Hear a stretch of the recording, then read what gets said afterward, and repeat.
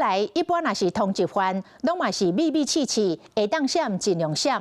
但是來看台中這個男子，去年底卡到詐欺案互通緝，是無咧驚半人，竟然甲朋友走到真熱烈的逢甲商圈去開直播，結果警察看到直播，馬上出動到現場抓人。原警騎車來到老街的逢甲商圈路邊，有3、4個人佇直播。原警就咧停車，叫其中一個穿球仔色嘅衫，這個查甫人來確認伊的身份，因為這個查甫人是詐欺的通緝犯。啊，你是有用通？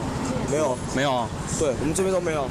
本來是喜歡直播的一群人，一日看到原警攏笑袂出來，被點名這個查甫人嘛無承認伊的身份，原警叫因先將直播關掉。謝謝你幫我下啦，很難看，1分鐘。暫停直播，這個查甫人剛才要你訂車，無承認講被通緝，原警嘛無客氣啊。我跟你講了，不要跟我玩了。拜了，已經有人點你了啦。這個查甫人煞雞喙變鴨喙，是不是啦？對，我跟北部警察聯絡。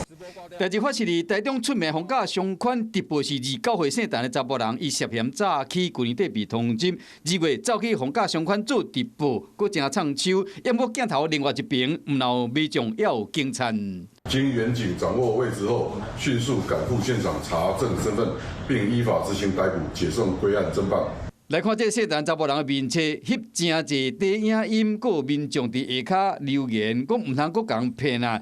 即擺又佫開直播，想袂到已經互點油做記號，警方的骹手嘛真緊，確認伊的身份了後，將伊逮捕歸案。